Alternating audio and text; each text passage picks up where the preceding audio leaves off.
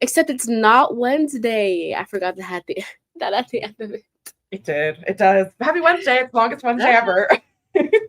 Oh, I wish we still had one of our like old Friday intros, and that would have been Oh my useful. God. Yeah. Wait, one of them probably does have it, but whatever. I can't remember how long ago We've been doing this Friday. for too many seasons. Too many seasons. Anyways, hello. Good morning, Katie Chandler and friends in the chat. How are we doing today? I'm doing well, objectively. Subjectively, I'm a mess. But for everyone who's been following along with the saga, I turned in book 2 to my editor today. Oh wait, I've got something for this. If it will let me press it, and it won't let me press it, but wait, your Jod approves. Wait, this is so crazy. Why will it not? Oh, it's probably just me. It's me. I'll give myself a Jod approves. It's not playing. Your Jod approves.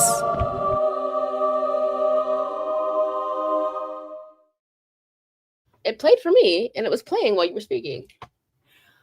It fully anyway. My Jod approves was weird. Anyway, doesn't matter. But you got it. I did. The point. Yes, I did. I get the Jod approves. Yes, we are so proud of Katie. Thank you. Anyways, let's say hello to everyone who has arrived in the chat. Let's see. Fadina, yes, Katie's signing books. She got her final copies. How many are there for you to sign? There are 80 to sign. I have 80 books here. I'm signing the physical copy. Here it is in all its glory. Oh my God, I can finally show you the spine. Oh my gosh, the lighting is so bad. The lighting is so bright, but it looks so bright. Yeah, these are for book clubs over across the United States. I know you put plus a giveaway and a reveal. I don't know what the reveal is, but I don't know. I just was adding to the hype of the stream. I am supposed to be giving away 5 copies in the Q&A video that's not gone up yet. Well, this is the announcement of that then, I guess. There we go. So the Q&A is going up, and there's going to be a giveaway because I have 25 of my personal copies. These are, and I'm going to be signing them today with you guys here because I didn't want to do this by myself. What are the rules for your giveaway, Katie? No rules, just 5. So I'm kidding. I don't know. Be subscribed to me, like the video when it comes out, and yeah, I think that's all I said in my video. But I think there's gonna be a Google Doc, a Google form that I make that I have not made because the video's not edited. You can tell that I've really done a lot of work for these things. A lot of prep for this, yeah. So much prep. So much hence prep. the fact that there's no thumbnail.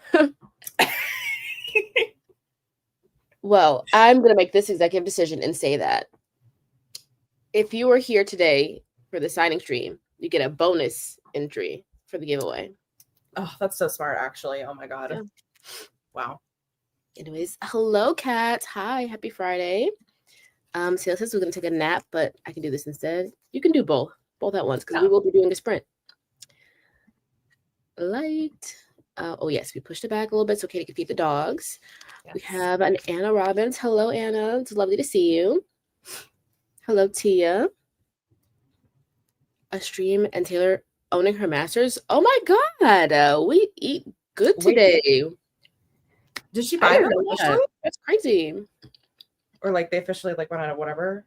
Or I don't actually know how. I think she probably bought them back because I feel like that was in discussion for a minute. I saw that the whatever record label holds them was offering like it was like $1 billion or something for them. Mm-hmm.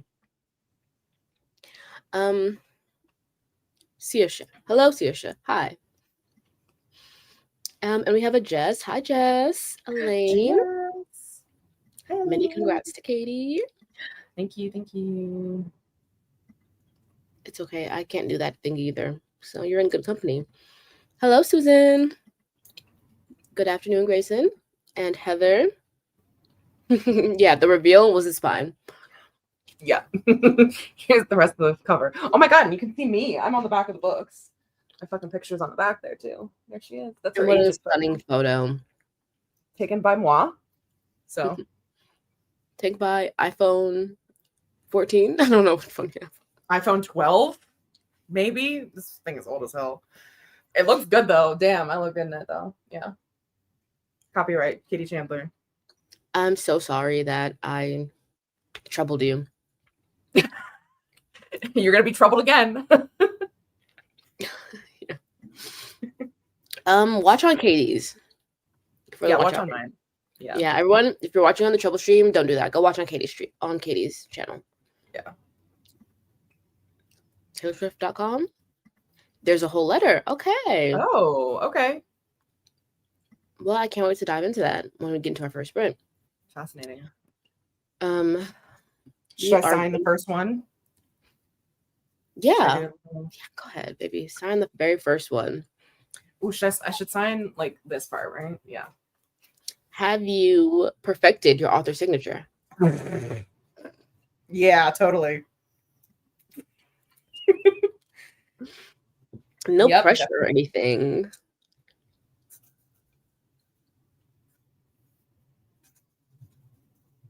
Oh my god, hand cam. It's so bad, but that's not bad at all. It's okay. Could be worse. Could be worse. Could be better. But we'll see as the time goes on. But wow. This is not the first copy I've signed. Actually, this is the first official copy I've signed, actually. The first like full. Should I put that on there? Yeah, put a little emote or something. I think I'm gonna put a little heart with there because I always do this. Insane. It's not going to be $1 billion because Taylor had the upper hand and it was the other party that initiated the deal. Present. Everyone was talking here, so they're both open now and just one is muted. Lovely. What does it say? This was the first sign. Oh, that's cute. Yeah. I'm not going to do it for all of them. I'm just going to sign them normally for the rest of them. The first and the last. You got to do the last. Oh, the last one. That's a good idea. And then my computer's currently sitting on my other box, so. Oy. Thank you. Thank you, everyone. For the double entry, you could give us a secret word, limoncello, or something related to the book to put in the form. Grayson, you just come run the stream for us. Yeah, great. Giveaway. Can I hire you? Okay. Yeah, beautiful signature. Yay to the first official copy. We're gonna do a sprint. We're gonna be sprinting today as well. So okay. I hope everyone's prepared to do an activity. I was not prepared, but I mean, this is your activity. You can pull up a YouTube video while you do it during the sprint. But well, I mean, yeah. Just gonna play games on my phone while I sign. I mean, I don't know what you can do with your hands. Oh, I didn't like the way that sounds. I'm sorry. Oh, we have to work? You don't have to work. I just have a couple of things I need to do to be productive. There'll be no writing happening. This is productivity, y'all. Oh, sad. Jazz. You guys can also put questions in the chat, and maybe that'll keep us from sprinting very much, but put some questions. That's what I'm gonna do for the first sprint. Think of some questions to ask. My first question, though, now that book 2 has been sent off, can you do a comparison between the draft of BC that you sent and the draft of this that you sent, like your feeling wise? Oh, yes.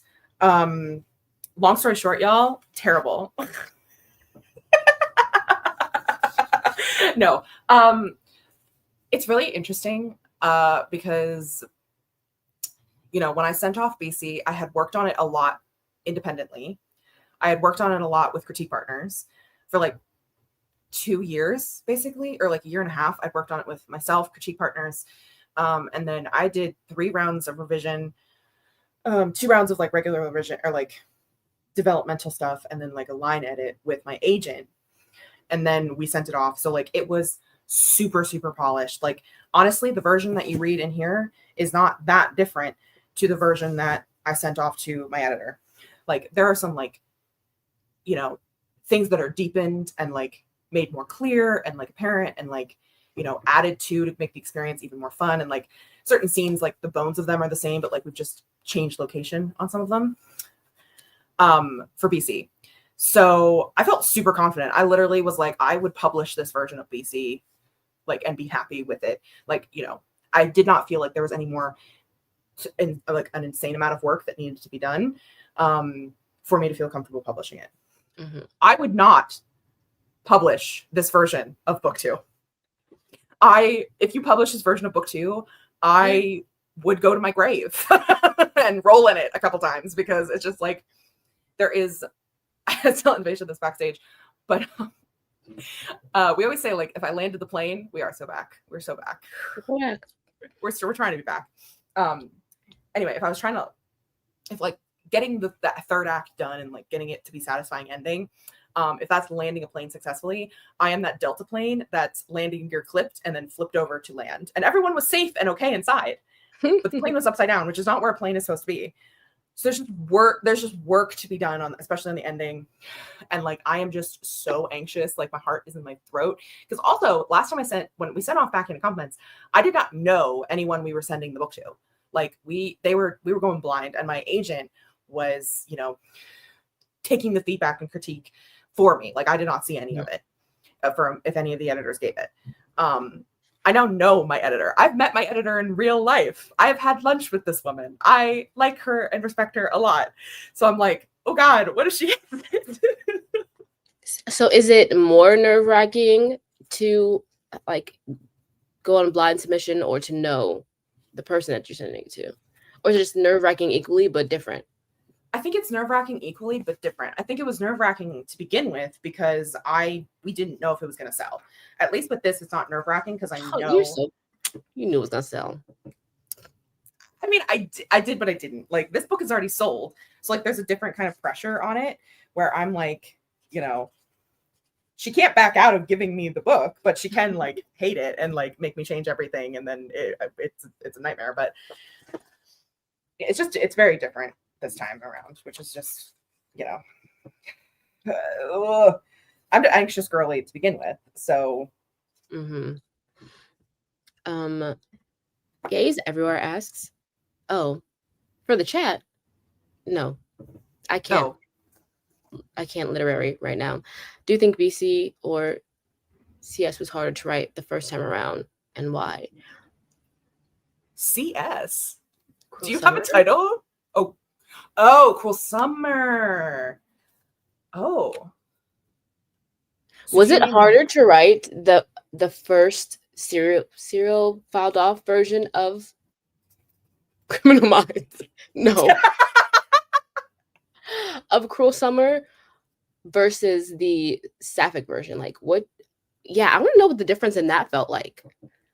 Oh, honestly, it was much harder to write the serial filed off serial filed off version, because that was like basically a complete rewrite at that point. Because so much about that book changed from CS to what would now be BC, a Killian version. Like, so, like, you know, it became a book. You know, I had to take out some wonky stuff from CS because I was like, why? You know, the fake dating plot line that happened in Act 3 that wasn't even between the two characters that were main characters. Yeah. The Australian Prime Minister's wife. Australian Prime Minister's wife. So obviously, craft-wise, it was harder, difficult for the Cruel Summer to a Killian BC. But emotionally wise, like, which one felt more like, you know, arduous? Emotionally was definitely the Sapphic one, because this was the first time I've ever written a Sapphic romance ever in my life. Ever. So I was still, it's funny, I've really been thinking about this a lot because this is slightly a non sequitur, but a news outlet or newsletter, queer newsletter, reached out to my publicist and wanted me to write a letter to my younger self. And so I've been thinking a lot about how me at like 20, who had not really thought about her queer identity, had not been interested in like exploring that, how she would feel about not just me writing a romance, but me writing a sapphic romance. Like, you know, I think I'd say in there, like, I felt really comfortable or really safe being just an ally and like, you know, being like, oh, I like writing because it helps me like dissociate from being a woman, which like is true and has nuance to it.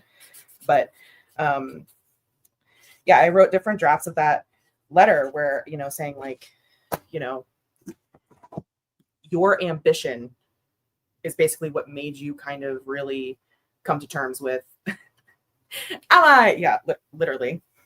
Yeah, I'm just such a great ally is literally what I used to think when I was like 20 something. Yeah, which is an insane sentence. Just such a great ally. Yeah. Yeah, that's definitely what it is, girl. Yeah, so anyway, okay.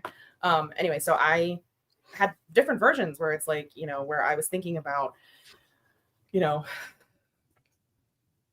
emotionally this book, like my ambition basically didn't force me, but was the driving factor behind me really getting over the final hurdle of accepting who I was, which that ambition is that I would not have had an agent if I did not gender swap this. And that makes it sound like there was like some ultimatum, like, you know, lights going down, like make a decision, stupid, like do it. You know, like my agent was super, honestly, thank God my agent, like as a queer person themselves was like, look, I get this is really difficult to do, like the queer identity thing. Cause I talked about I told my agent all of this. And my agent was like, look, I really would like it to be sapphic. It's okay if you are not here for it or you're not ready to make that step. And basically I was like, you know what? Even if I'm not ready, I'm still going to give it a shot because I'm going to regret it if I don't. And you know what? I took that shot and emotionally it was hard to start.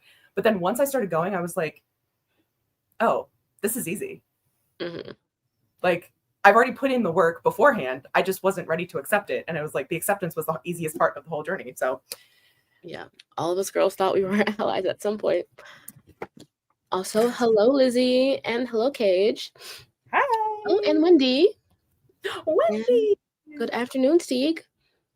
Steve, why are you not on screen, Steve? Get over here. I thought he had something to do after work, but I couldn't remember what it was.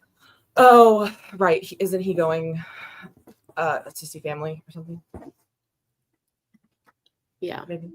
Your answers are very thoughtful. Another question, something I've been wondering. I would like for you to reflect on the past, year and a half? Yeah. And maybe like talk about how it changed your perception of yourself as a writer and like your process as a writer. Because I feel like, you know, major shift. It was major shift. Major shift. Oh my God. Shifts I wouldn't even have anticipated before. Yeah, the last year and a half has just been crazy, honestly. As you've had a front row seat to how insane this is. And I think my writing process has evolved to be, I don't want to say less commercially focused, because I don't know if that's the right word, but like for so long in my querying journey, the first thing on the top of my mind was, how will this book get me an agent? And recently, I thought less about that because obviously I have the agent. I have someone who will advocate for me and who loves my stories. And, you know, I have a great publishing team around me. And so now it's kind of become, how do I take the next steps of my career and enjoy it? And how do I create art that I'm enjoying, but also art that is, you know, how do I create with the pressure of other people who are now looking? Like, you know, the audience, my goal has shifted less, or my sight when creating has shifted less from how will agents and editors feel about this to how will audiences feel about that. Because I just could not like let myself fantasize about an audience and like what they would want, because if they're not going to be reading the book, it's not distributed, like there's no point in thinking about them yet. And like to some extent, like, yeah, sure, I was thinking about them because I have to think about what will sell. But now I'm like, there's like reviews, there's people who care about these characters. I've gotten such amazing, awesome, incredible messages just over the last, like, since it went on NetGalley, like talking about how much they love the book and how much they enjoyed it. And like, they love the other characters. Like I'm getting people commenting on my stories that are like, oh my God, I'm so excited for Octavia's book. Like I read the arc and I loved her in it. Like I'm so excited to see more of her and like who she is. And she's so important to Juliet. And I'm like, oh, I hope I can do it well for you. So I've had to like really grapple with like, I now have an audience that is going to be reading these books, have feelings about these books. And like, how do I create still with my own self in mind? Because I'm very much the integrity of the art of it all. Yeah. How do I create? Boy, do I know that one well. I think I've loosened up a lot over the years. I think I've come to realize that my well, first of all, publishing isn't really going to take away your creative integrity if you have the right editor and the right people around you. And that's also something that you guys have taught me. Because you guys were the first line against it. I don't think I've ever been particularly like hesitant for critique or like, like taking it. But there are certain things that like I have strong feelings on, and I'm allowed to have strong feelings. The Rap King can be YA, Katie. You can do it. You can it can't. Yes, it can. We can't get into the Wrath King now. Oh my God, the Wrath King. Oh, that was a big one. That was humongous, which honestly, blown out of proportion by me. I will fully admit that. It was not really about the Wrath King being YA. It was more about my own failure at that when I was mad about that. But yeah, I think we won't get into that. We know my thoughts about that. We do. Yeah. And says, honestly, having an audience all of a sudden sounds like a blessing and a source for anxiety. Yeah. It really is. And the thing is, I hadn't really thought about it because, and this was naive of me. So if you're like me and also write fan fiction, you do have an audience to some extent on fan fiction, but the relationship that people who read your fan fiction and comment and you is infinitely different than a reviewer and an author, because you are giving this thing away for free. And so all of us collectively as fans who are commenting on something knows that it's not going to be perfect. We go into it knowing it's not going to be perfect. We go into it already fans of this material. Whereas with book reviewers, like, because that's all I've really gotten is like book reviewers and like people who, are interested in the book and, clearly up on the fact that the debut is coming out. Like, it's not in bookstores. I'm not getting random people buying it because they like the cover because they're just in a bookstore. Like, the reviewer's job is to read the book and then say their feelings so that other people who might read the review will understand and like maybe want to buy this book. Like, it is not for me. Whereas comments, when you're commenting, it is going directly to the author. And so that relationship is different. And I hadn't realized how different that relationship was until it happened to me, until I had reviewers who do not know me at all reviewing my book. And like, yeah, they do reach out. So there's a symbiosis there. And like, reaching out is fine, but it's much different. And so I was like, oh, it's really weird. It's, it was naive of me not to expect this. I know you've been busy with book 2, but like, have you been, peeking at the early reviews, or have you stopped yourself from doing that if you have? I have. I will admit, we're gonna get real for a second. I did look at some of the reviews right when they started coming in. I have not since then. I basically hurt my own feelings. Literally, I'll say your algorithm also hurt your feelings. So oh my God. Shock. Y'all, I literally got a TikTok of a negative review of my book, and I was like, gagged. I was like, I didn't ask for this. I did not ask for this. Anyway, hurt my own feelings about it. Got hurt by my own algorithm, but I haven't since then. But like, people will tag me in positive reviews, so I have seen those. Like, if you tag me, I have been looking. I have not been able to respond to a lot of stuff. That's one of the things on my to-do list is to to go and actually like comment on the people who've like been supportive and stuff and like actually respond to people. But yeah, I have seen the positive ones recently. And I've been sent. You guys have sent me some good ones too. The one you sent me was funny. Are other positive reviews something you'd be interested in seeing, or you're gonna steer clear of reviews forever? All reviews. I think I would be interested in seeing positive reviews. You know, I think. I crave validation. My love language is words of affirmation. So affirm me, please. I love seeing positive reviews. I like seeing funny ones. You know, I like when people tell me they like certain characters or certain things. Like, because so much of this book is super indulgent to me. Like I keep reminding myself. I wrote an article or wrote answers to some questions for a different publication, and one of the questions was like, you know, why did you name your characters the way you named them?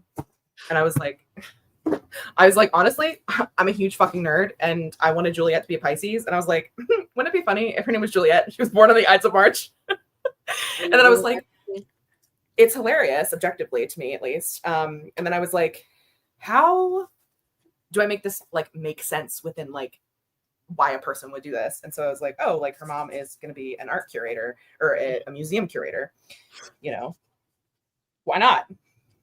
You know, fuck it, you know? So, fuck it, we ball. And so like funny things like that, like, you know, little like things that I do that some people may pick up on will always be fun to me.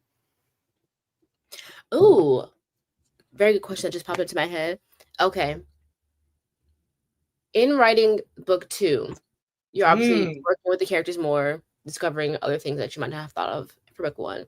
What is something, it could be anything, small, minute, huge, something in book 1 that you would retcon now if you could? Oh, there is something really small actually. And I don't, I think I told you about this. But there is the end of the book, I'm not going to spoil, there's no spoilers, by the way, anyone who's curious, but at the end of the book, the characters go to, or are at the US Open final. Mm-hmm. And I am lucky that my epilogue is vague enough because I don't actually think a character in book 2 would be at the final that's in book 1. And so I kind of had like a little like, because I'm like, I don't actually want to think about the logistics of whether this character should or should not be there, if they would be allowed to be there, is what I'll say, which is very vague of me to say. But yes, okay. Because I'm like, oh, but luckily I looked and my epilogue is vague enough that I think it's fine. Mm-hmm. However, I can see the potential for people being like, eyeball emoji. Because that's what the risk you run when you overlap books. Luckily, book 2 does not overlap any more than that. I think I would also, like, this is a really minor thing. Oh my god, I'm almost done with these 40 books. What the fuck? Oh, sorry. We should get into a sprint after your. How many do you have left in this batch? I have 2 left. So this batch, and then I'll pack them up. We'll get to a sprint after you do these 2. Yeah. The other thing is I would not add in, but like mention a character that then comes up in book 2. This is a character, not one of the main characters, but a character's a secondary character in both books, boyfriend. I would mention him in this so that you kind of know, like, if you read closely to Backhanded Compliments and then you read book 2. Which book 2 doesn't have a title, by the way, anyone? I'm not trying to, like, I'm not hiding a title. We're taking title suggestions. Honest, give me your title suggestion. Please. Yeah, please. It's a throuple book. Just anything. I'll take anything. I would ideally like it to be a pun. In 2 words. Yeah. Please and thank you. Yeah, I would add a mention of him because I'm like, oh, it'd be kind of fun if like people are like, oh, that's who so-and-so's boyfriend is. Yes, so like less retcon and more wish you had been able to sew some threads. Because I think I'm sewing a lot of threads for book 3 and 4 in book 2, and I don't think particularly very many threads were sewn in this one, which makes sense because this is, truly the standalone. Like, I did Yeah. not know I would sell 2 books. Like, I thought she would be all I had. So. There you go. When it sold and when you guys did your edits, had you already decided that Octavia's book would be book 2, or did that come later? I think that did come slightly later. I think my editor had said that she was interested the most in book 2, but I was already, actually, no, I think I'm wrong. Because I didn't get my edits for book 1 back until after I'd signed my contract, which in my contract says what the premise of book 2 is to be. Does it? It does. I know that. Yeah, it's something like, it's very vague. It's something like, book 2 follows the older sister of main character of book 1 as she navigates a throuple coach relationship or something like super vague like that. So, it's not like set in, like that part was set in stone, but it's always been set in stone. So yeah. Actually I did know that it was going to be Octavia's book by the time I got edits for BC. Oh, hello, Malika. Malika says, been lurking the whole time. Hi, lovelies. Trying to think of a question, LOL. And do you think Juliet and or Luca would be friends with you? Ooh. That's so hard because I don't think so, because I would, if they were real, I'd have a parasocial relationship with them because they're tennis players. And so I don't know how I would organically meet them as they are themselves. These are tennis girls you knew from like playing or something. I think like say your career popped off a little bit and you're like in juniors with them or something. Okay. I think I would be friends with Juliet because I think Juliet just kind of is more of the extrovert of the two of them. And she would probably be way more like, friends with everybody. I think I would end up being more friends with Luca because we are so similar. Two anxiety girlies, just having a fun time. So yeah, I think I would actually. I think it'd be fun to be friends. I think I would be. No one asked me, but I think would you? Yeah, I was thinking about it. I was like, oh, would you be friends? I think I would be Juliet's friend, but she wouldn't be my friend because she feels like a bad friend. You're not wrong. You're not wrong, especially at the beginning of the book, like when she's young or younger. Definitely not a great friend. She'd want to fuck you though. Sorry, that was insane of me to say. Okay, but she would. She probably. I would too. Yeah, I mean she's gorgeous. Look at her. I don't think I'd be friends with Luca, but I think I would want to be friends with her. I'd have a girl crush on her. Yeah. I think I'd also want to be friends with Luca, but Luca has a singular friend. One friend and a father figure, and that's it. And that's it. She's got 2 friends. She's got a disaster sunshine boy and her dad and her father figure. So, and that's it. That's who would you want to be like most friends with out of everyone in the whole cast? Ooh. Who would I want to be? I'm gonna say Claudia. Yeah. I think so too.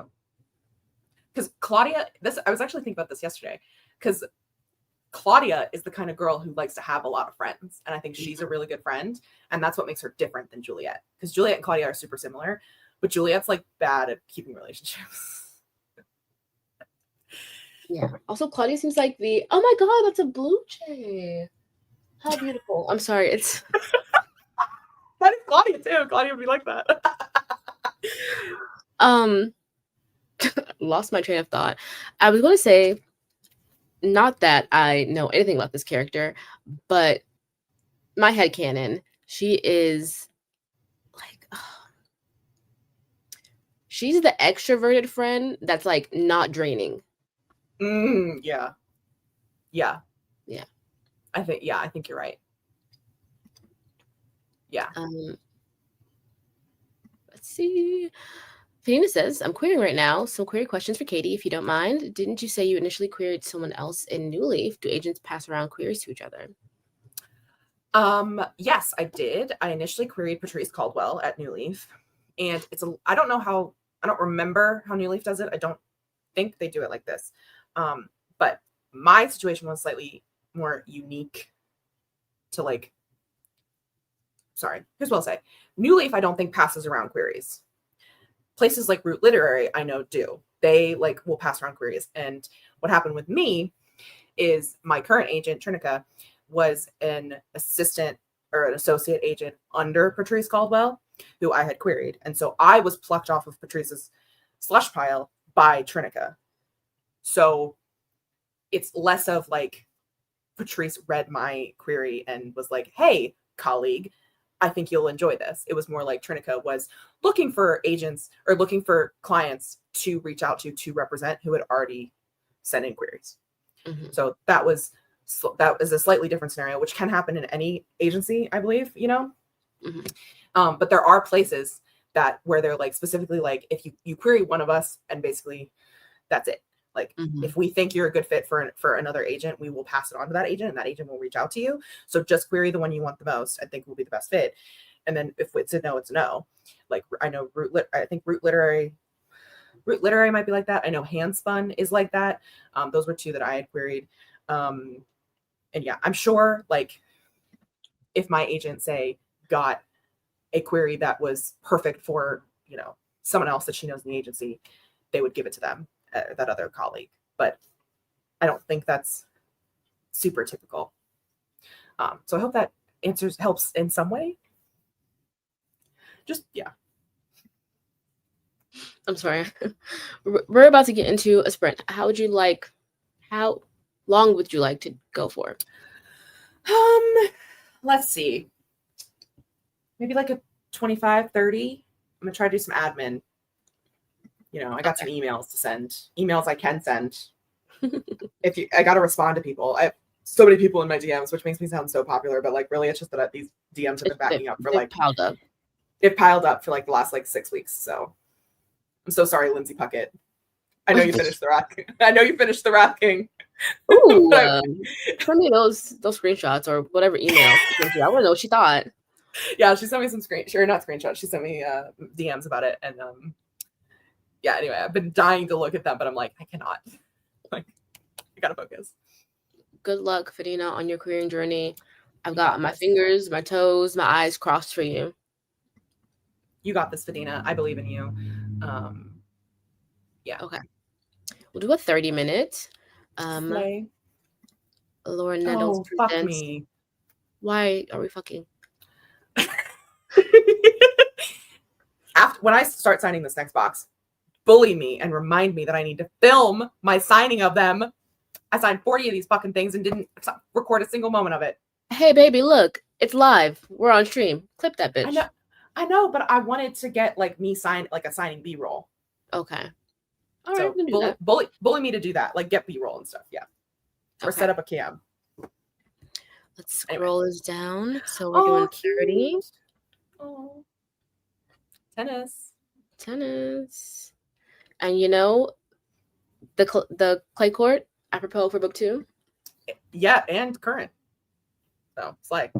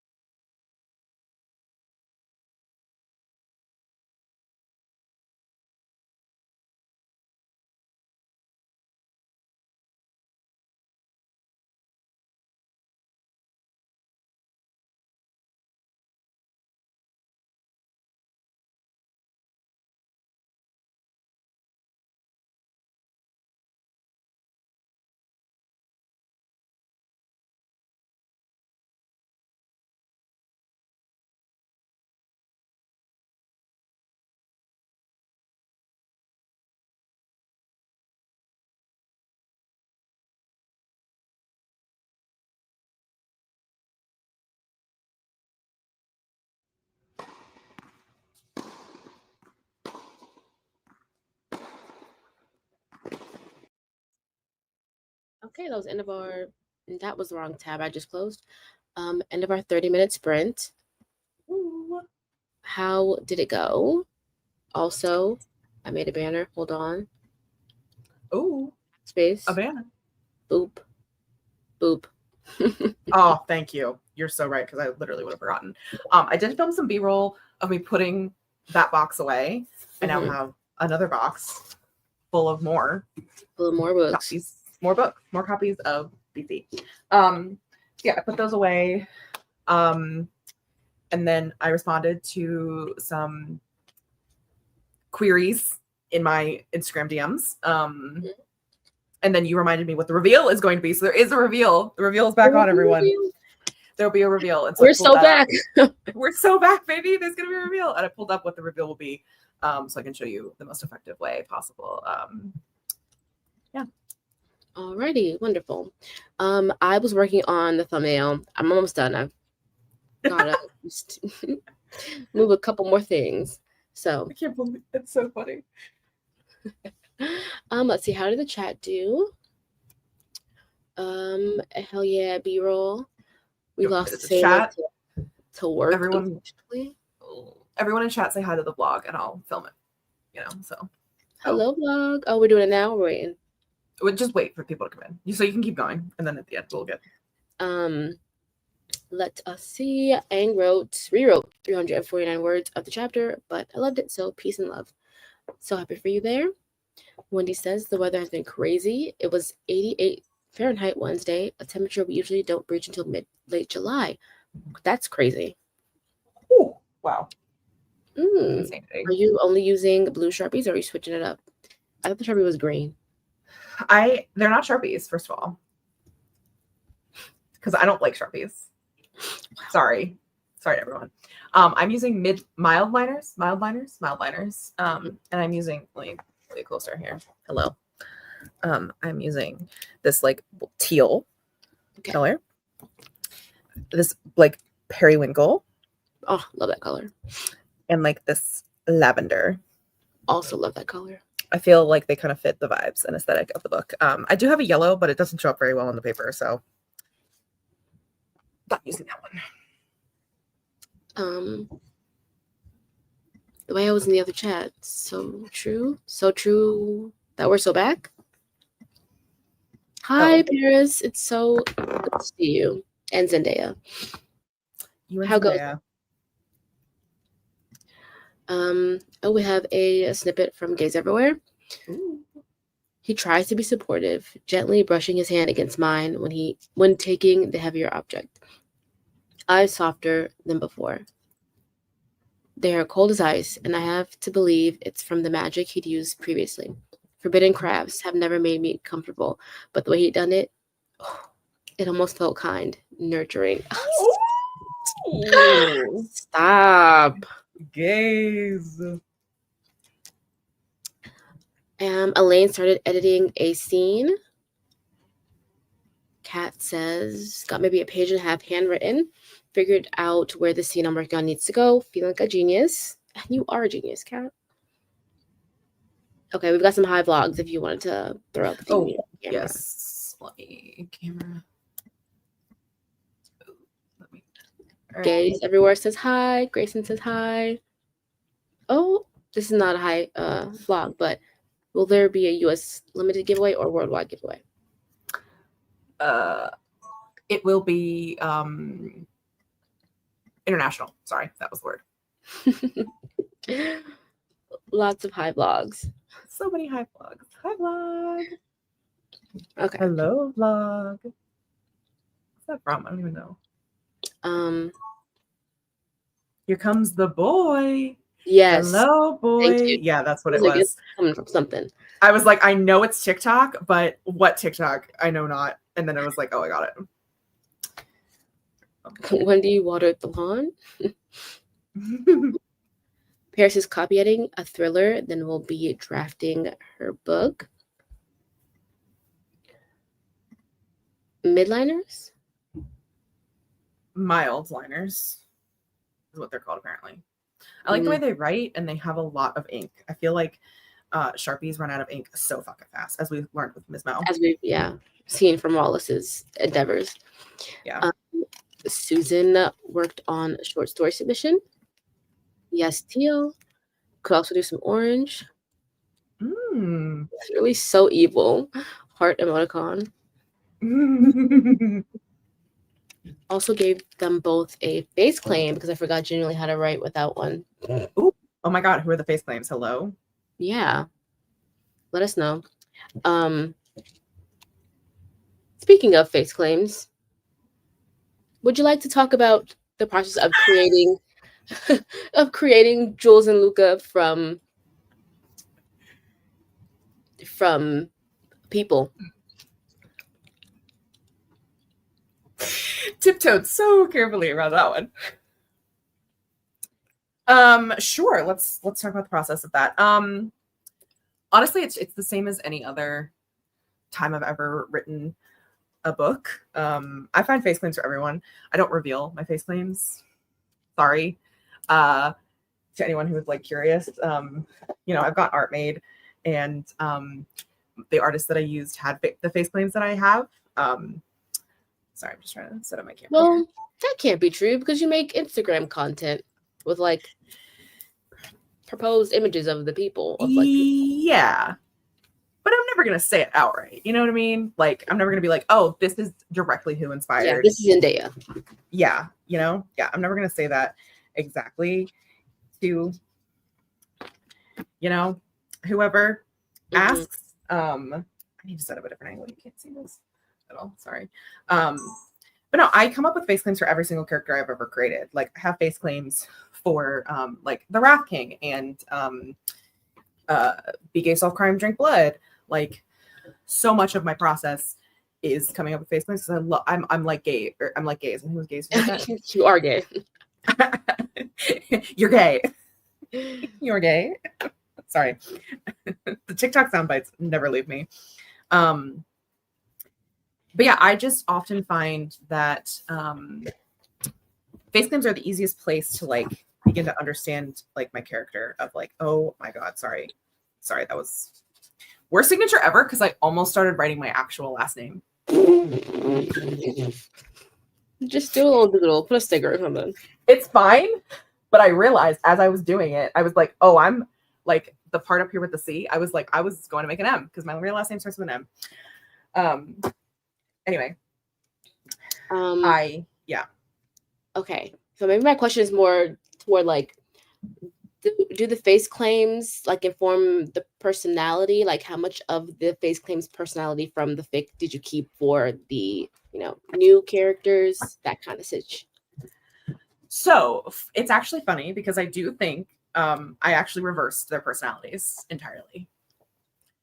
So the actual personality of who Luca is more Juliet, and then the actual personality of who Juliet is more like Luca, which I thought was interesting. So that was fun. From the original, I will say, I think my current like fan cast is much more close to the truth of what Luca and Jules are like. I think, especially because like so many. I watch a lot of videos. I like look at a lot of pictures and like try to find as much media as possible, especially because like this is tennis related. So I wanted to pool, and for characters like Octavia, I'm pulling from a lot of different players, not just like face claim wise, but also like how do they play? How is their tennis game like? Because their tennis game is also really important to me to like understand them as characters, because the tennis matches are also grounds for developing them as characters and seeing who they are as people, but they're on the court. Because I think that's really unique in sports media. You can have a lot of fun with those things. So yeah, I think the personalities have become similar to the new face claims. And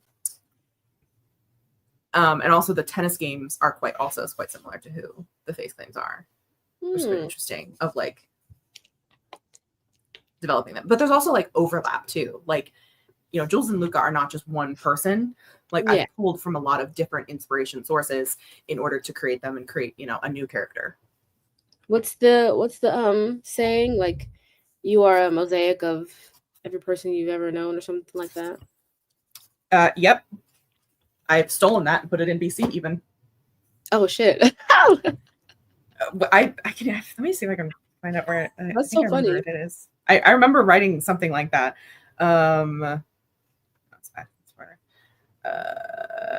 It's close to the end, so you're getting a little. Let's see. Oh, but speaking of, what is one chapter you're excited for everyone to read, like, or one scene that you're excited for everyone to read? Oh, I am so excited for everyone to read the museum scene because there is a very funny exhibit in the Naples Museum that I loved writing about.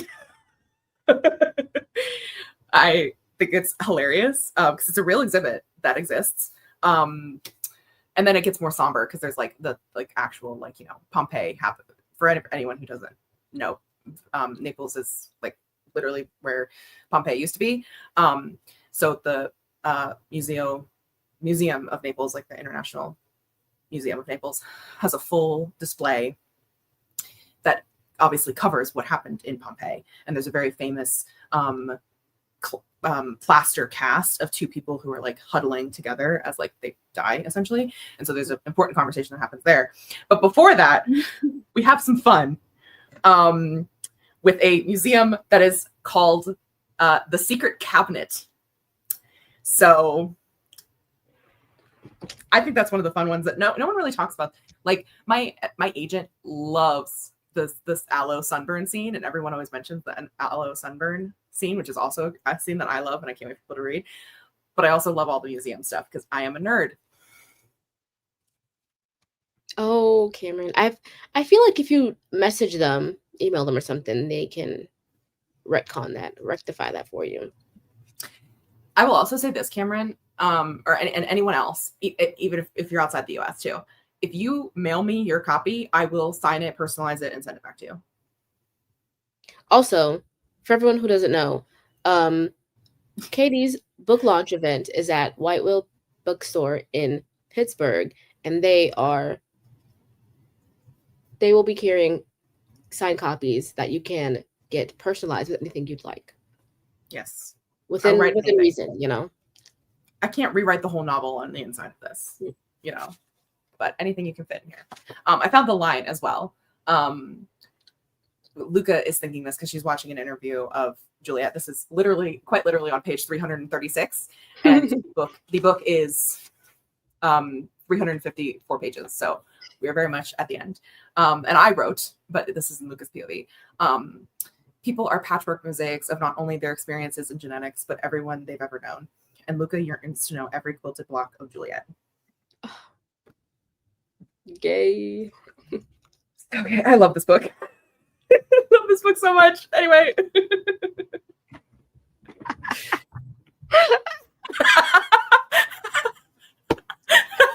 That is hilarious. Cameron, please. I want to write that so bad. Is it the sex part of the museum? Been there a few summers ago. It was so funny with my older parents. You're just gonna have to read and find out, guys. To read and find out. Read and find out.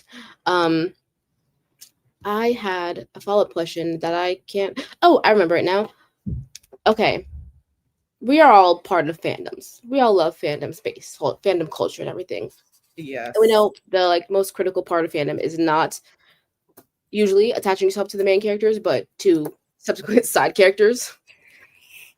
Who are the side characters you think will be that most popular coming out of BC? I think it's gonna be Claudia because she is just so fun and but also there are hints of something else going on with her. Yeah, she's the extroverted person. She's very funny to me. I think she's very funny. But she's also really caring and effervescent. I think there's a point, I forget exactly where it is, or else I'd read it to you, but where Juliet is comparing her to the two sisters, the two older sisters who play tennis, and she says that Claudia is the sun. And I think people always love a sun, and Octavia is the moon, respectively. And Juliet is thinking that she's always been in their shadow. That's the point of the thing that she's thinking of. Yeah, I think Claudia will be a fan favorite. I hope she is, because I love Claudia. I also think Olivia will, just because she is so, like, she's very different to the other girls. She doesn't have, like, the ambition, but she's also, you know, she's the youngest sister, so, like, she has, like, younger sibling tendencies, but she's also, like, tells it exactly how it is. And she's like, you know, Juliet thinks she's being real sneaky. And Olivia's like, oh yeah, I knew about that. And says, I feel like you might be a fave amongst eldest daughters. So she's a little Earth orbiting between them. Oh, Juliet. Yeah. That's not how Earth works, guys. Yeah, I think people, from what I also hope, my hope is that people will like Nikki as well. Because Nikki is my personal favorite side character. Here's my sleeper spy answer. I think people are gonna thirst so hard over Luca's coach. You're so right. My editor thinks that too. My editor is like, the bitches are gonna go crazy for Vladimir. Yeah, like Daddy Vladdy, it's right there. Come on. It is right there. Should I be a little sneaky and reveal what the description of Vlad is? Please do. Because I don't talk about Vladimir a whole lot, because I kind of want people to meet Vladimir as Luca knows him. And he's I've shared a bunch about some of the other cast, like the other players, like Remy and Shinya and like Zoe and like the Fierce Four. But they don't get as much screen time as Vladimir does. And I love Vladimir. I think he's everything to me. Let's see. Okay. Here we go. This is from page 5. So you can actually read this in the sample if you wish. So this isn't really a spoiler. Let's see. We also meet Nikki in the scene, who is my favorite. Let me see. Where is she? Okay. So, okay. When Luca first met Vladimir on her 15th birthday, she thought he was the boogeyman coming to eat her for talking back to her father. Well over 6.5 feet tall, with piercing blue eyes, sleeves of tattoos scrawling across his arm, and long ink black hair framing his hollow cheeks, Vladimir Orlik is absolutely terrifying. Over time, Luca has come to appreciate the dichotomy between Vladimir's appearance and his personality as a gentle... Oh, no.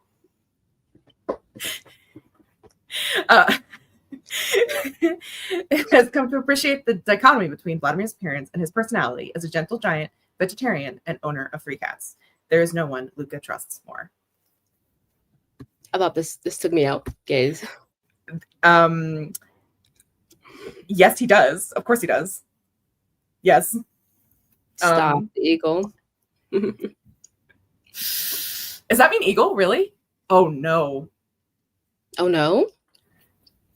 Not oh no in like any bad way. Oh no, in like a Easter egg or Easter egging kind of way. Unintentional. Because there is a character in book 2 whose last name also means eagle. And it was not intentional that they both have, and they're not related. One is like Greek Spanish for eagle, and one, obviously, I didn't know that Orlik is eagle, but it is funny. But I was like, oh, I specifically picked this other character to have this last name because it meant eagle, not realizing I'd already done that. You already did it. Already done it. She's just 3 cats, green flag. Yep. And that's literally the line my editor highlighted and was like, the girlies are going to want Vladimir's story, which I would write because anyway. Okay, let me go back up to some of the other comments. Your name is not Spring. How is book 2 coming along?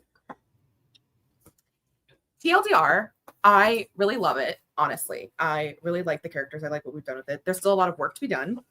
And also Act 3 kind of does not have all the meat that it needs to.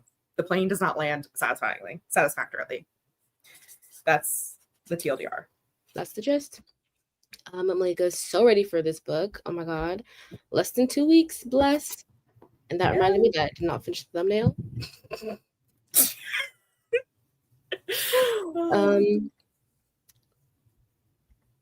To the sun, moon, stars analogy. I love it, the dynamic so much. That's because I am insane and want two characters to burn out at once. You are insane. You are insane. But what I love is, and it's not even a spoiler for book 4 at this point, but I really like when the sun and moon dynamic is, they look like they are sun and moon, but their personalities are flipped. Or like who they really are is flipped, or like, you know, yeah, that's kind of the dynamic of book 4. Like, I'm contractually obligated to love any character that gives off eldest daughter vibes. I probably already read that because that feels familiar to my head. The sample, yes. The first 5 chapters are available to preview on various sites. I don't know. Amazon? ? Amazon, something like that. Yeah.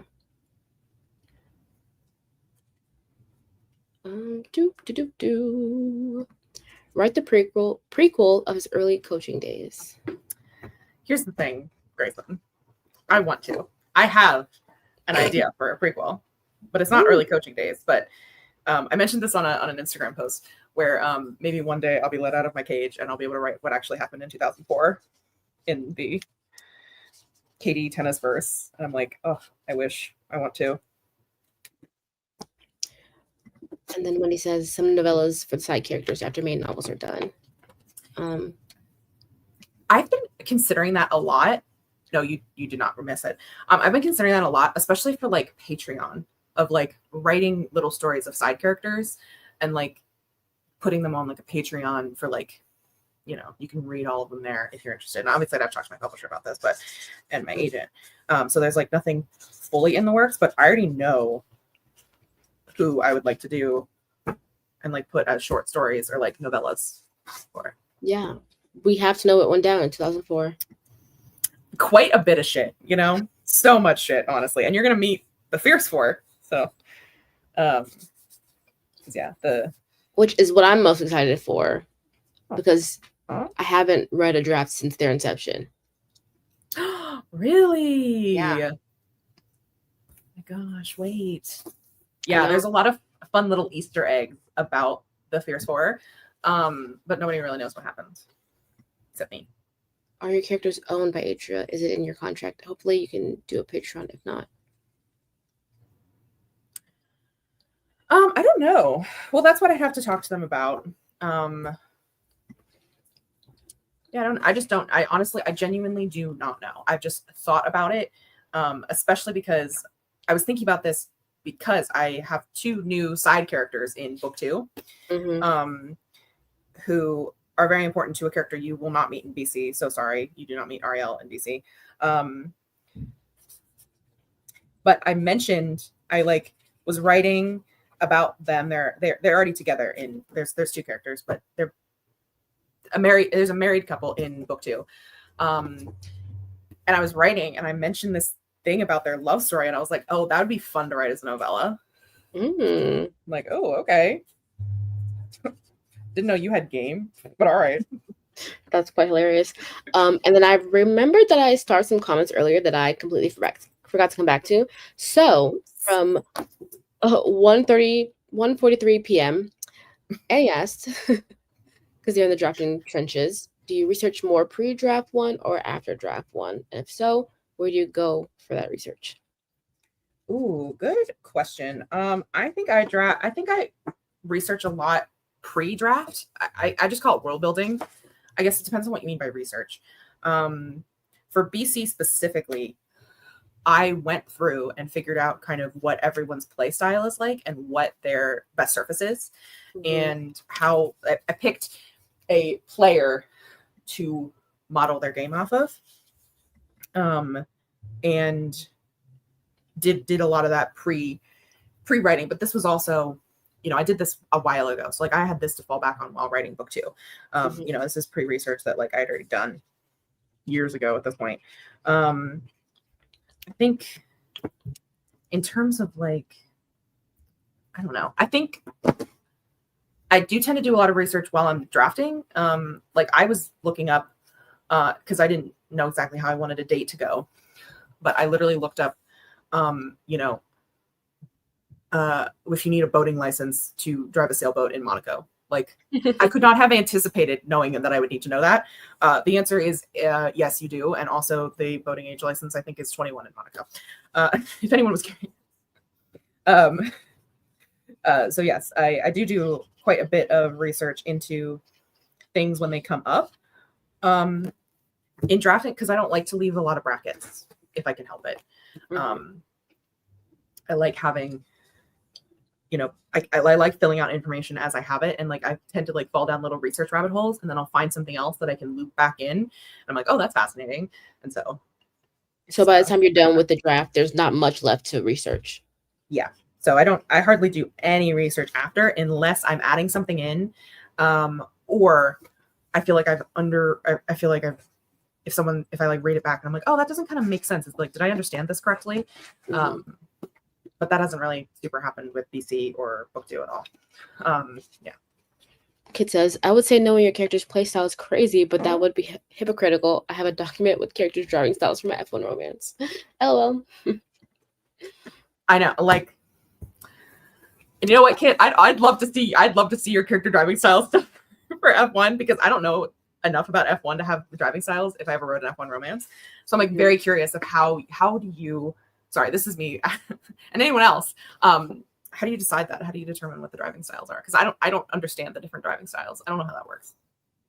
Also, piggybacking off that question, my own question, finding the right balance of sport and romance in a sports romance. Like, Yes. Discuss. It's interesting. I find the sport aspect of it, at least in these books, incredibly important, because that is all that these people are. Like they are they are their jobs, you know, like it is so important to who they are as people and shapes who they are from an extremely, extremely young age. So I think I would be remiss to not fully factor that into who they are when I write them as adults. So it's impossible for me to divorce them from the sport. And so, you know, there is quite a bit of tennis in the books, and I try to keep it just to the important parts. And within the actual like action of what is happening, there is also the internal narration. There is, you know, some of my favorite, like how each character thinks about tennis as like a conversation. Especially, I talk about this all the fucking time. I swear to God, I'm a broken record. But you know, tennis is an individual sport. And so it is just you out there on the court with the person you're playing against. And so with that, it becomes, you know, about the conversation you're having with your opponent, because you're both trying to beat each other and you're both trying to win the same titles. You're both going after the same thing, but also at the same time, like these are the people who understand you the best, because you're playing at such a high level of a sport that travels all around the world. You don't have a normal life. You have not had a normal life. You know, most of these people don't even go to school. Like, Luca is unique in the fact that she went to college. She is college educated. But still, her whole life is tennis, and that's all that she's ever known. That's all that she wants to know, and that's all that Juliet wants to know. So it is an interesting balance to strike of trying to explain tennis so that people understand it, and also make them interested in the characters and their relationship with the sport.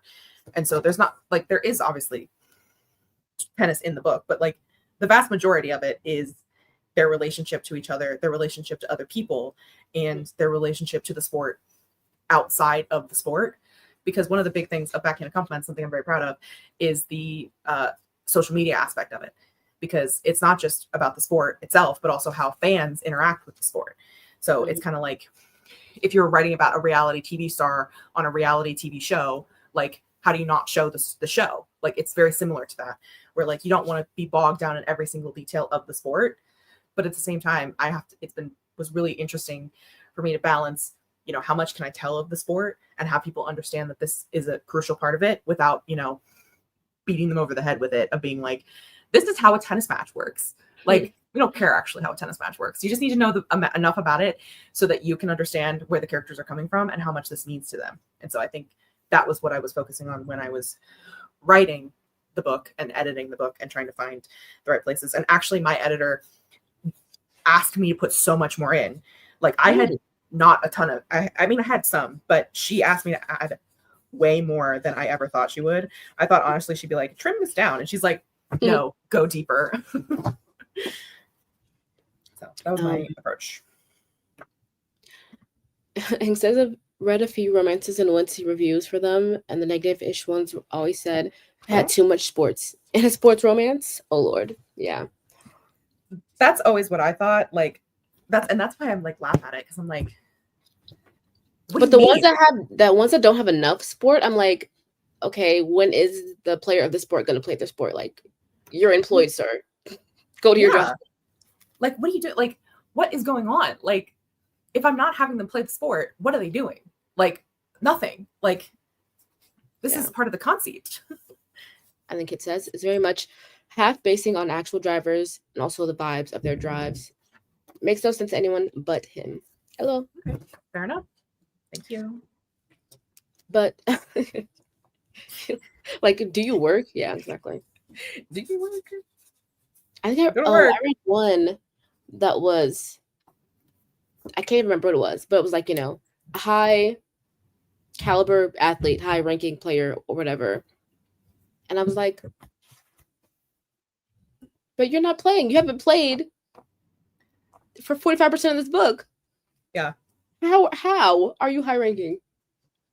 Well, that's what is interesting. Like, and I guess just people who aren't involved in the sports world wouldn't know this, but the tennis season quite literally goes from the last week of December to the like 16th of November the next year.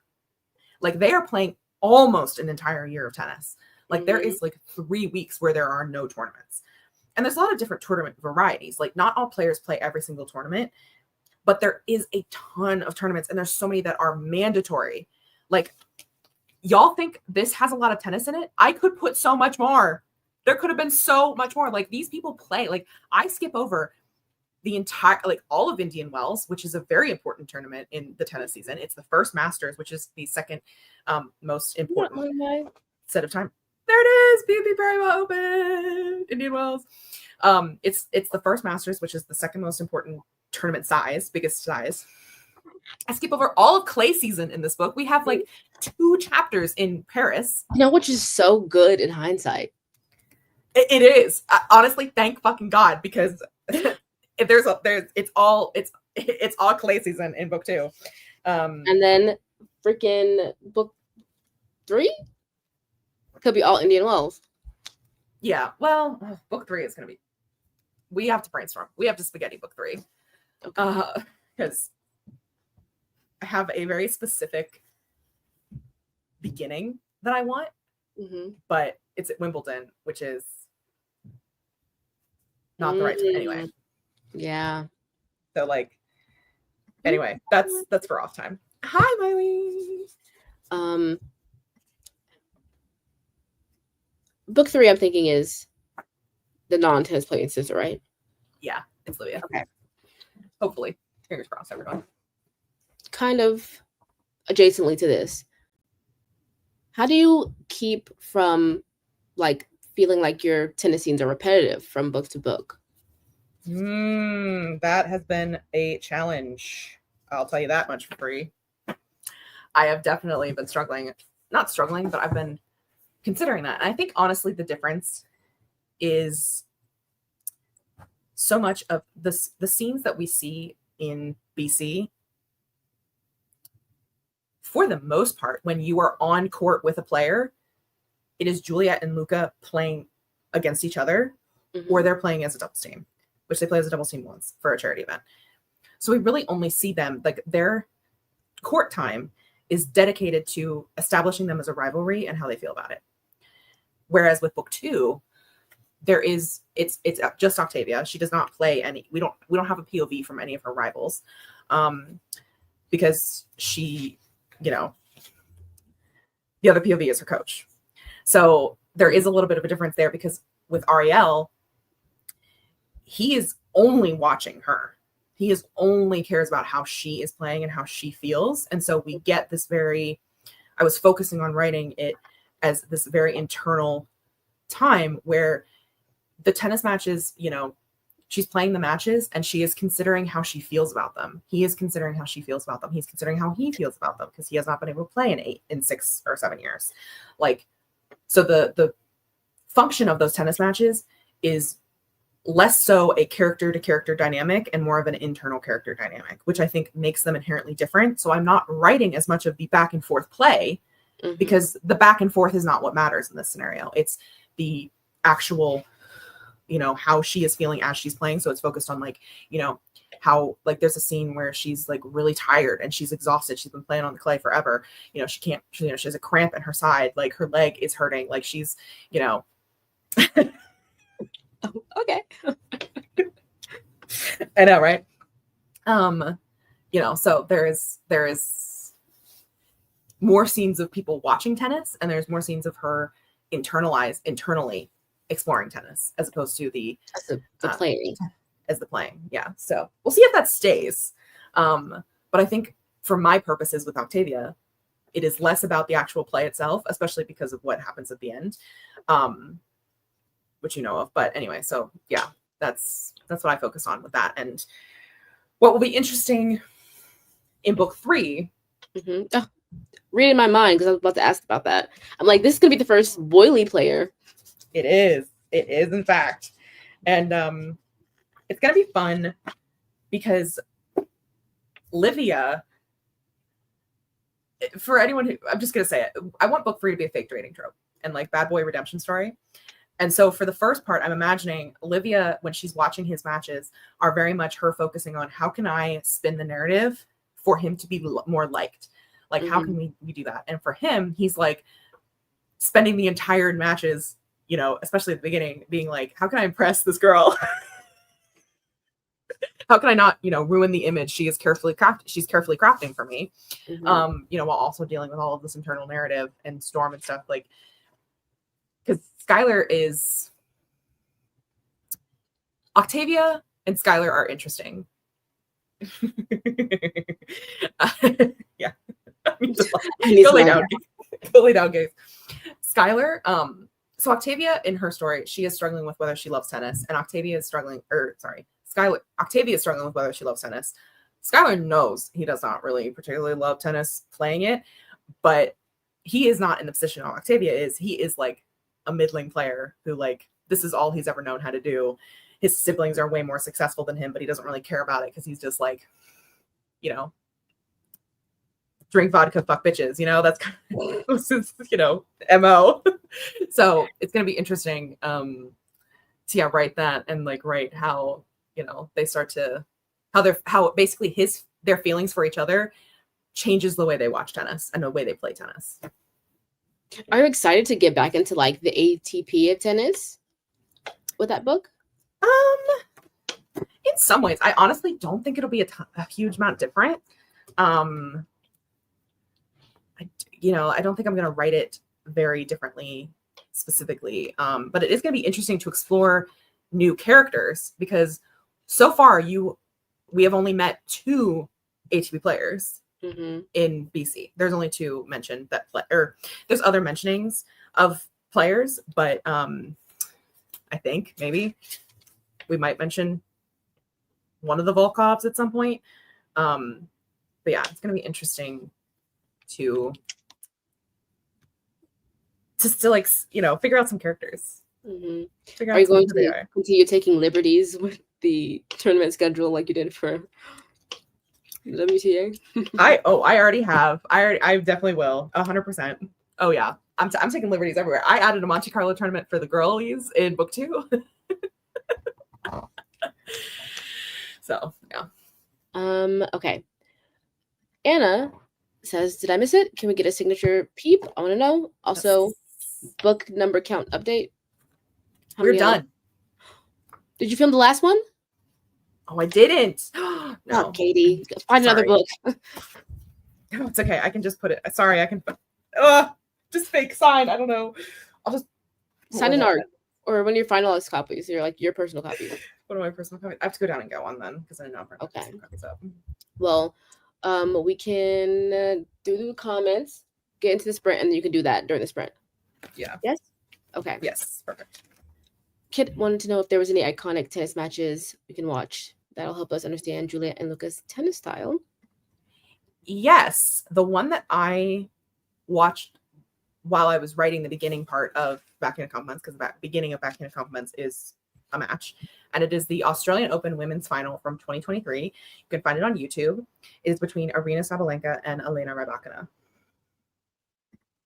And then let's see in the comments. Skylar, lock the fuck in right now. That's Livia all the time.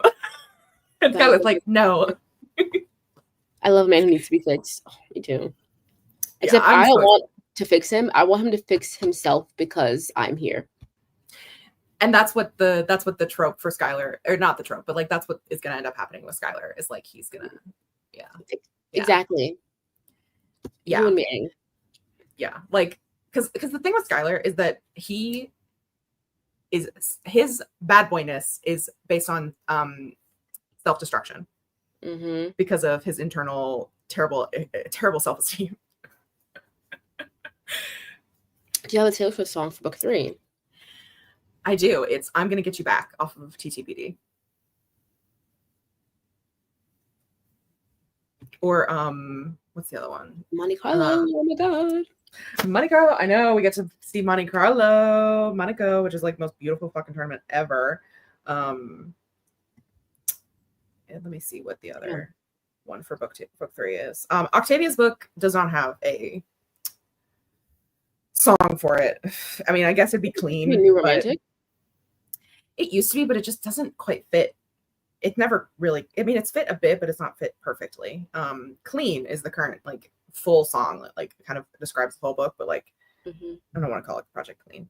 Where is and it says sometimes I also love the "my man is a bad man" trope where they're like, "Your Honor, he did that shit," but I find it hilarious, so I also love that.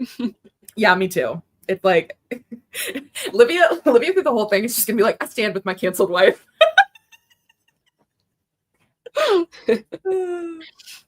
Yeah, that's gonna slap. I can't wait. Is such a top tier pick. Yeah, I'm here for more books in Monaco. Underrated setting. She's also it's also I Can Fix Him. No, really, I Can is the other one. Yes, those two. Oh, this is a good one. That's on BookTube's playlist is Lommel.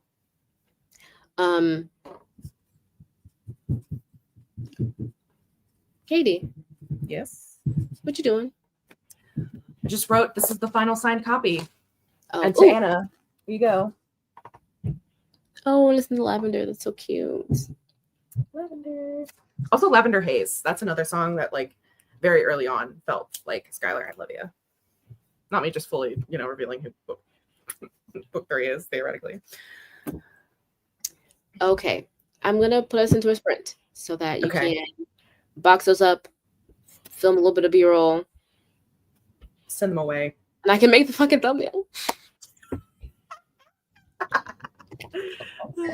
All right. Present. Share screen.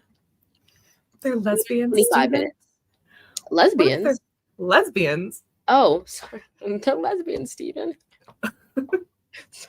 Oh, I love it. Okay. 25.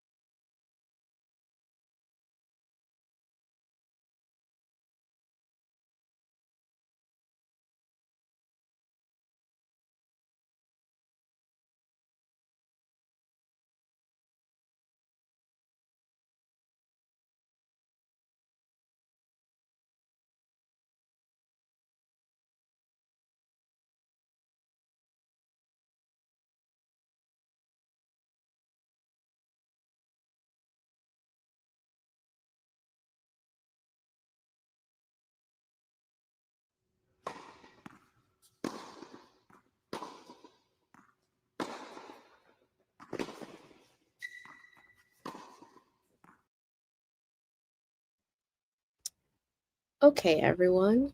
I'm going to talk slowly until I have signs of life. And if there are no signs of life in the next 30 seconds, I'm going to give us 5 more minutes so that I can upload this thumbnail. I am so sorry. I'm finished though. I finally finished it. Maybe Katie can saunter back over in the next.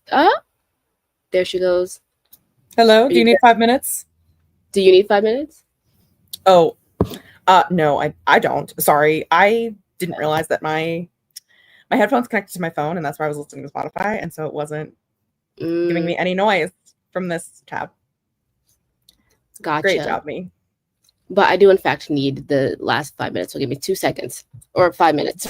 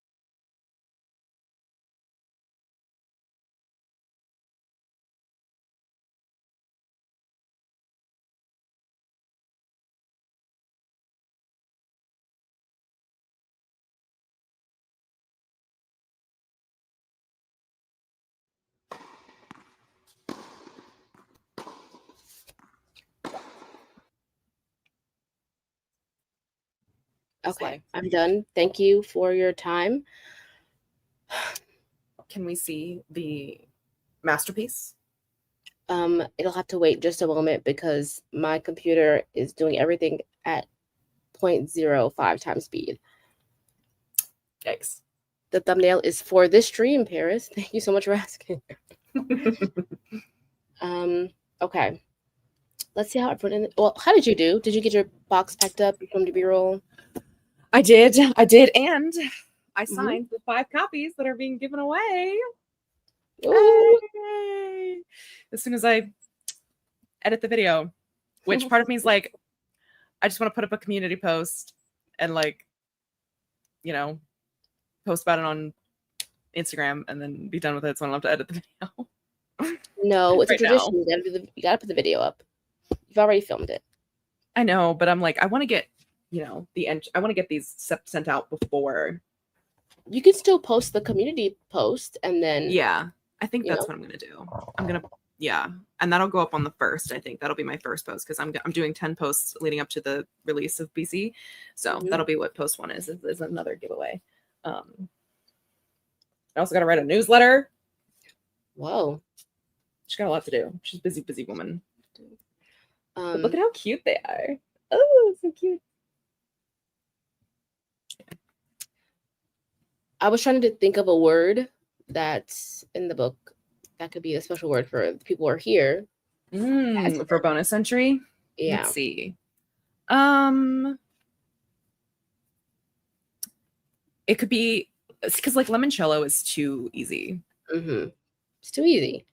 Too easy.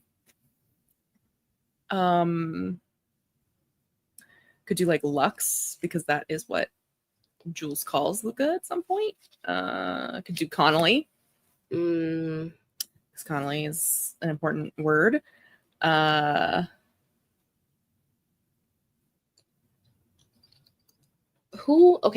What is something that is in book 1 that might be referenced or mirrored in book 2?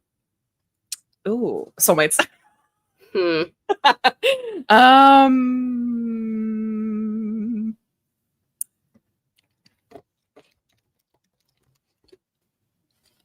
What is there? Is there anything that would be?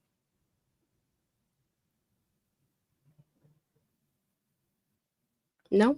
Okay. I'm thinking. It's hard because I'm like, every single word that I just typed in book 2 is gone out of my brain. Or like concept. I don't know. Well, let's see. There was another comment that I started earlier that I forgot to come back around to. Malika asked, how do you balance drafting one book and debut preparations for another book? Malika, I wish I knew. Poorly is the answer. Genuine, like truthful answer. Poorly is how that goes. It's really difficult, honestly. It's one of the things I've been struggling with a lot recently. I don't know. I don't know. Don't have a full-time job. I'll tell you that. Like, this be your full-time job is the only way that I've managed to do anything. But honestly, I've fallen so behind. There are so many incredible people who have tagged me in stuff, who have created things for the book, who have, made stories on Instagram about the book. And I am trying to figure out how involved in that kind of thing I want to be. Because there is I have not been reposting people's stories to my story, like when they like say that they're reading the arc, because I don't want to set that precedent and then miss somebody who like posts about it or like tags it or whatever, tags me in something that they've received, or like them reading and I don't post it and then they feel like, oh, why was I not the one who got posted? Because like I don't want anyone to feel like that. Which I don't know if anyone would, but I know I would think that potentially. So I've just not been posting that. So yeah, not posting, taking on too much of my plate that I think would be hard to maintain. If you've seen me posting on Instagram, it's because I use a planning app called Plan with 2 N's, Plann,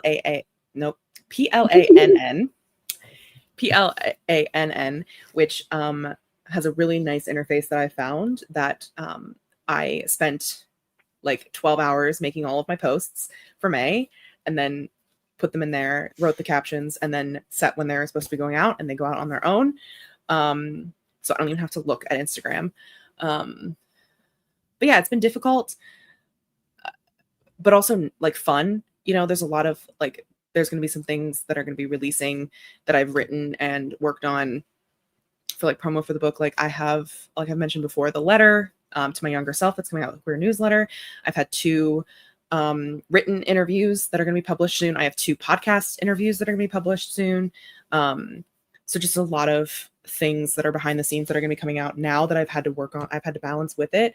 Honestly, my calendar app, look at how full it is. There's stuff I put like when things are due, you know, and what, you know, I have to do for them basically. So I keep on track of it. And also my publicist and marketer have been really good with my publicist created a schedule, like a Google Doc schedule that she added all the stuff to with the due dates, who it's getting sent back to, and like any other information that I need. It had all the Zoom links and stuff like that. So that was really helpful. It's not just me over here doing it, which has been really nice.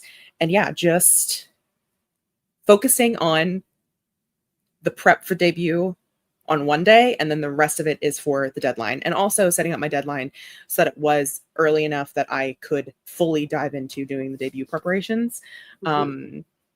Now, because I don't have to work on book 2 anymore, I solely can focus on Backhanded Compliments. So setting myself up for success in that way was also very helpful. So hope that gave you something. Yeah, that was wonderful. Thank you. Okay. Let's see how the people did in the chat as well. Oh my God, wait a second. I think I know what the keyword should be. Okay. It's their lesbian Steven. But there only one is a lesbian. Only one is a lesbian. But I think this is very, very specific to me, which is why everyone here is very specific to, like, very, you know, knows who I am. But at the end of BC, Juliet and Luca watch a movie together, and it is Love Actually. That's so funny. So what if the keyword is love? What if it was Love Actually? What if Love Actually was the like, you know, keyword that you had to say? Okay, it's decided. It's decided. And I just want to share with you this part because this is so funny. Luca says you pick the weirdest movies, and then Juliet says Love Actually is a god tier choice after sex, and then Luca says, Jules, it's August. Juliet glowers at her. It is always the season for Christmas cheer. Plus, look at how hot Keira Knightley is. So I think Love Actually is a great one, because if you know anything about me, I love that movie. And you know, it's a little Easter egg for the people that know. If you know, you know. I can't get this thing to work. What thing? This motherfucking thing on Canva. Oh no. Paris had a question. Is book 2 with your in-house editor for dev edits, or still with you for another pass? It is with my in-house editor. It is with my editor as of this morning. What are you laughing at? I'm sorry, I didn't notice my calendar had fallen. Well, I didn't notice either. Whoops. But yeah, it's with my editor at the moment. Oh, this is a good suggestion. That is a good suggestion. The other movie that's referenced in this book is The Mummy. So, of course. But Love Actually is funnier. The scene with Love Actually is funnier. I guess during that sprint, Wendy was messing around with plot structure and story development ideas, which was productive, was actually just procrastination. And we had Crystal. Oh, not Crystal. A Crystal pop in. Hi, new here. So excited for the stream. We're just about to reach the end, so I'm sorry about that. Yeah. We're leaving you, sadly. But not after the reveal. I know the reveal. The reveal is coming, everyone. It did. Thank you. I don't know what it is, but sure. I think my answer for Balance. That's a good movie. Yeah. My calendar gave up. it saw all the work on Katie's calendar. I was like, oh no. It's like, yeet, goodbye. Oh hi, just got off work. So many streams right now. We will be wrapping up very shortly. Love actually ties into your lore. It does. It's fundamental. Oh, thanks. I'm so glad. Yay. And then Wallace popped in. Okay. I think that's it. I had another question. That was like a 6-part question. Oh, I'm so curious about it though. Oh well, no, okay. It was one thing you are excited about pre, mid, and post release day. Okay. Like, okay. Extravaganza. Okay. One thing I'm excited pre is getting to hang out with all of my friends, all of you guys. You guys were hanging out beforehand, then we get even more friends coming to Pittsburgh for the weekend. I'm super excited about that. That is like literally what is keeping me. That's what kept me motivated through book 2. I'm most excited about the launch event and like getting to celebrate with everyone, and like getting to talk about the book and sign the book and meet so many people and like meet people on day of publication. And also just like, it'll be out in the world. You'll be able to have it. And then post, I think I am excited. I think I'm excited for more people to find it. And like, you know, if any more people want to reach out to me and like tell me about the book and like if they enjoyed it or not, or like how they felt about the book. Yeah, you know, this is just the beginning of my journey. So, and the part B to the 6-part question is the same thing, but for the publication process of book 2.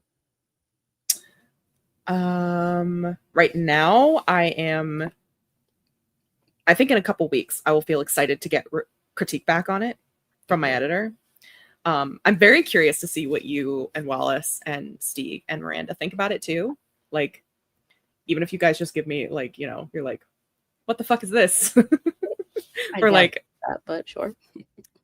Yeah, like if you're like, oh, I really like this part, or you know, you can tell me. Like, I just want to be able to talk about every part of book 2 right now. Like, I just really want to talk about it and like figure out what I need to do to make it the best that it can be.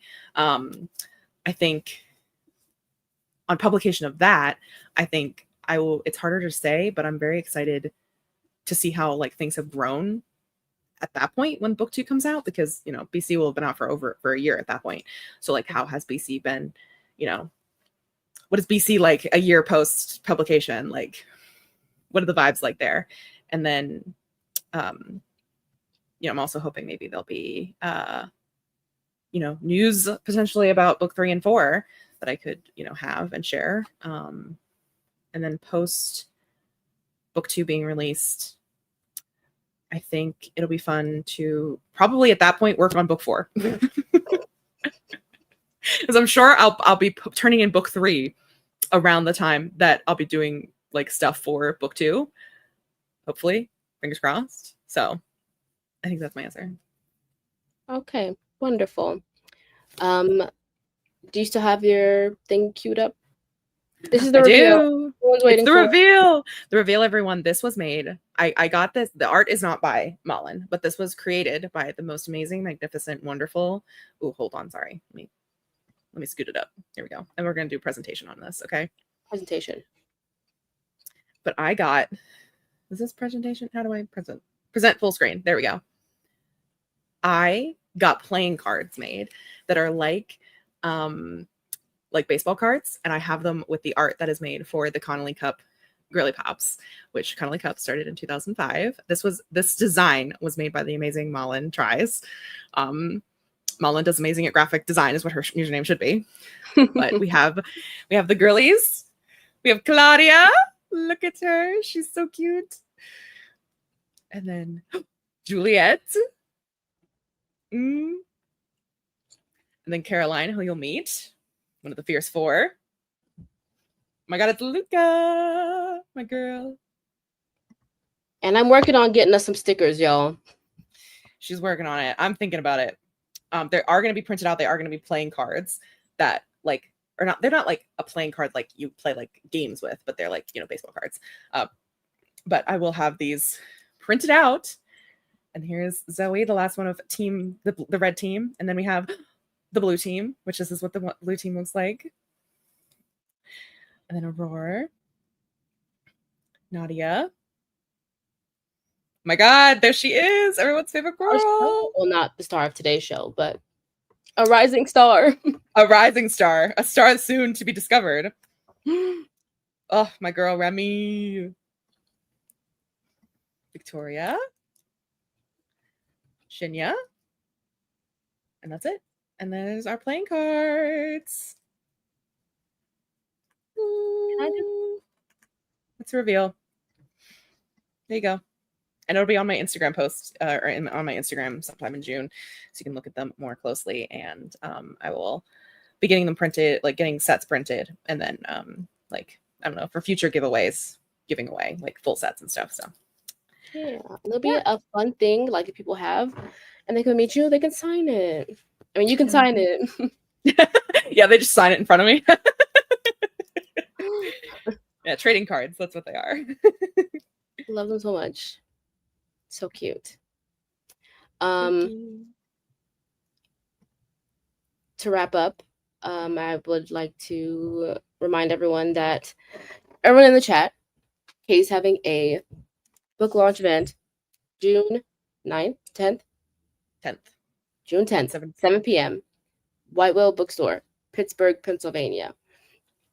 If you pre-order, it'll also be a live stream. There'll be a live stream? It's gonna be a live stream. Okay, slay. If you pre-order from them, you can have a personalized copy. They also will ship to you if you can't make it to the store. Mm-hmm. And there'll be a moderator asking better questions than I did today, probably. No, you did great, honestly. This was so fun. Thanks. Tried my hardest. Here's the link. Can quite literally put Octavia in my pocket. Yeah. I'm gonna hold that statement back. And we're gonna say goodbye to all of our friends. Illy.